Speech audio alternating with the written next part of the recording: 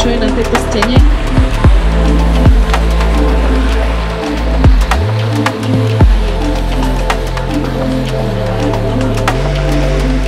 Pôvodné sgrafito od výtvarníkov, animátorov, ktorí toto pôvodné sgrafito rozanimovali a my sme ho umiestnili do rozšírenej reality. Je to ako keby ďalšia vrstva pri pohľade na to sgrafito cez telefón, tablet, ktorá vám to sgrafito pod rukami užije.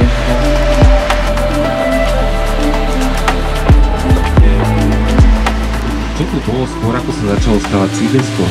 Keď sa vrátime do roku 1950, lebo sídlisko sa začalo stavať o rok neskôr, roku 1951, tak v podstate tu boli hlavne polia, lúky, bol tu jeden močiar.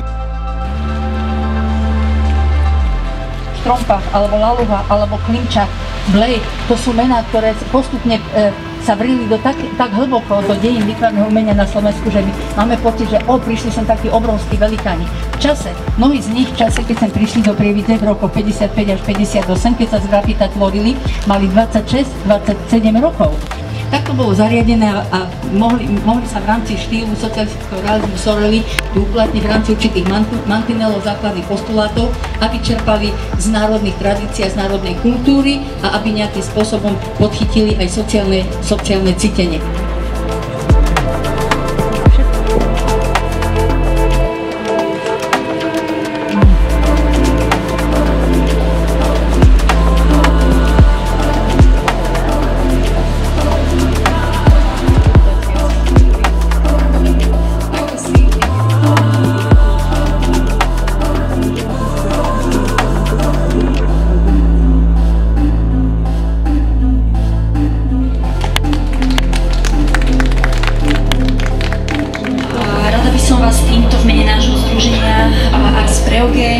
Privítala na dnešnej vernisáži, ktorá je spojená s uvedením umeleckých diel vo verejnom priestore, ktoré sme nazvali Živé z grafita. Autormi živých z grafit sú nasledovní výtvarní umelci Marta Prokopová, Martina Malovaníková, Chris Sagan a Marek Jasaň. Ako už bolo povedané, vedľa mňa teda sedia nadané ilustrátorky a animátorky Martina Malovaníková, ešte teda Marta Prokopová.